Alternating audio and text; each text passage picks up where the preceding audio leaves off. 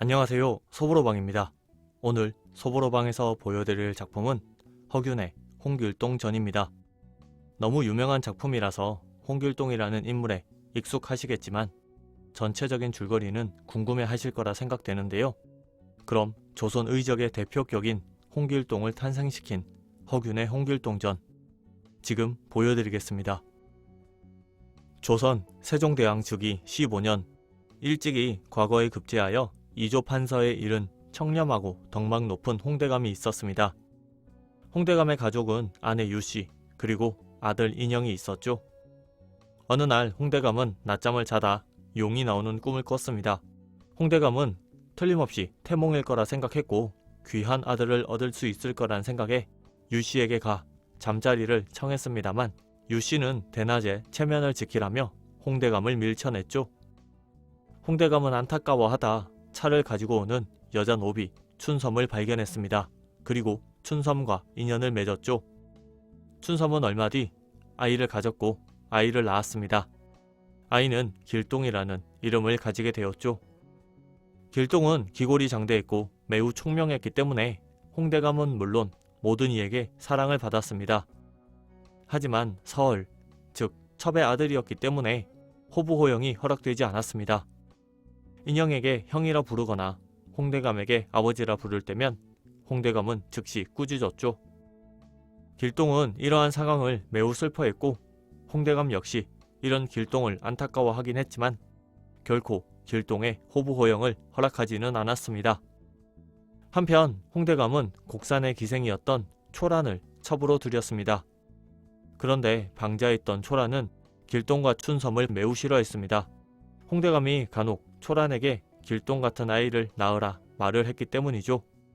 깊은 질투를 느낀 초란은 길동을 쫓기 위해 계략을 짰습니다. 그녀는 용한 관상녀를 찾아 작당 모의를 했죠. 어느 날 홍대감의 집으로 관상녀가 찾아와서는 홍대감에게 길동의 관상에 대한 이야기를 했습니다. 길동이 기상이 대단하긴 하나 집안이 망하는 화를 가져올 것이라 말했죠. 홍대감은 이로 인해 신경을 쓰다 병이 났습니다. 그러자 초란은 유씨를 만나 길동 때문에 홍대감이 병이 났다며 병의 원인이자 집안을 망하게 할 수 있는 길동을 없애야 한다 말했습니다.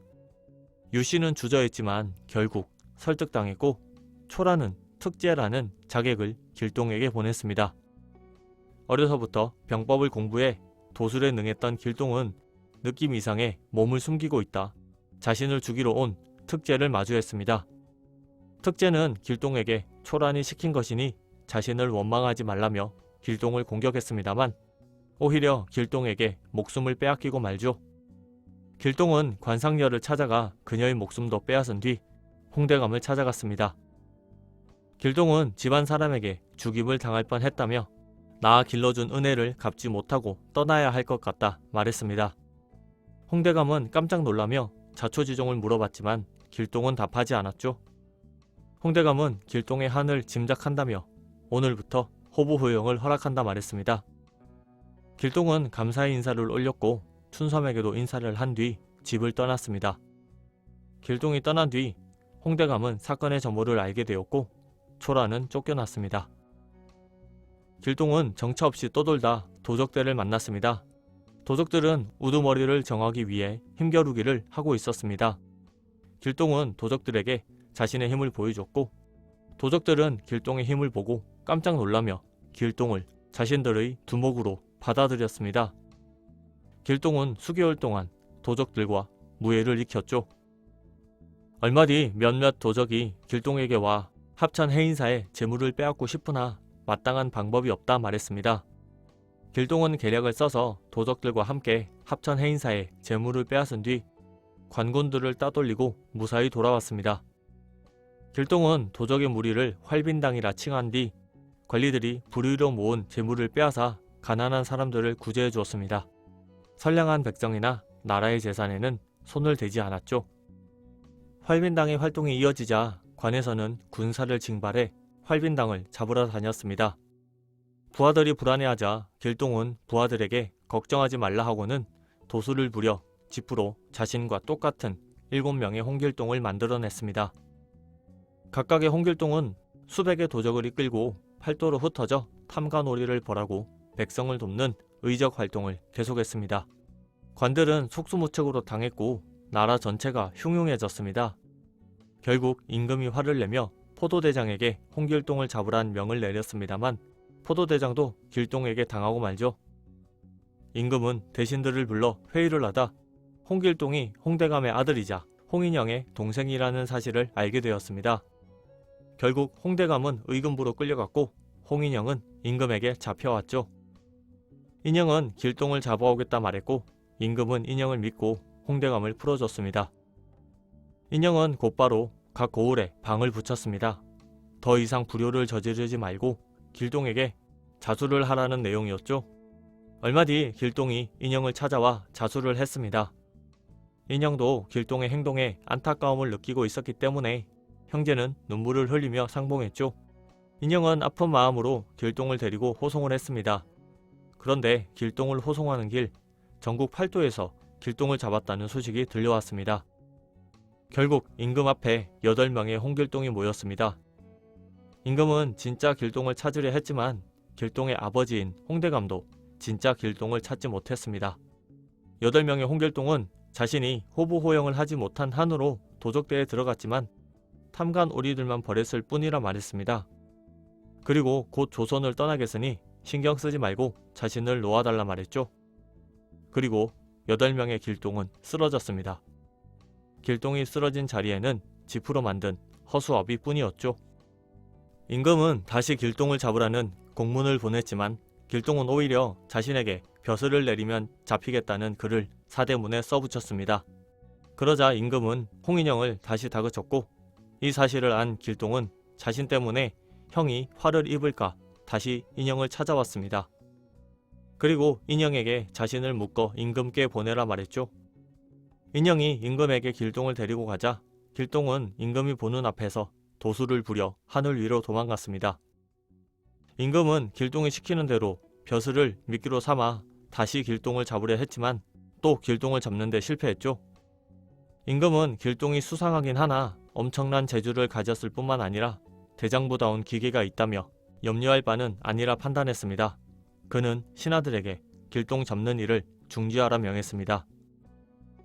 길동은 임금에게 약속한 대로 조도라는 섬으로 가 농사에 힘쓰고 병사들을 훈련시키며 살았습니다.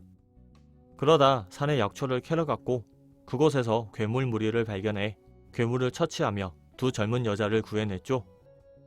한 명은 백룡의 딸, 한 명은 조철의 딸이었습니다. 백룡과 조철은 자신의 딸들을 길동이 구했다는 사실에 매우 기뻐하며 길동을 사위로 삼았습니다. 길동의 첫째 부인은 백소조, 둘째 부인은 조소조가 되었죠. 시간은 흘러 어느 날 밤 길동이 천문을 보다 눈물을 흘렸습니다. 부친의 병세가 위중한 것을 알아챘지만 거리가 멀어 가지 못함을 슬퍼하는 것이었죠. 길동은 훌륭한 묘자리를 얻은 뒤 부친의 집으로 향했습니다. 같은 시각 홍대감은 아내와 인영을 불러 길동이 첩의 자식이긴 하지만 아들이라며 형제처럼 지내라는 말을 남기고 세상을 떠났습니다. 장사를 치를 때 길동이 도착했고 가족들은 눈물의 재회를 했죠. 길동은 자신이 아버지의 묘자리를 구했다며 배를 타고 가족들과 함께 길동이 구한 묘자리로 가 아버지를 모셨습니다. 3년상을 마친 길동은 넓고 기름진 평야를 가진 남쪽 율도국을 공격해 왕의 항복을 받은 뒤 율도국의 왕이 되었죠. 이후 길동은 나라를 훌륭하게 다스렸습니다. 길동이 세상을 떠난 뒤 길동의 아들이 왕으로 즉위했습니다. 길동이 남긴 덕과 새 임금의 덕망으로 백성들은 대대로 태평성대를 누렸습니다. 홍길동전은 당시에도 인기가 많았다고 합니다. 그래서 다양한 결말들이 존재한다고 하죠.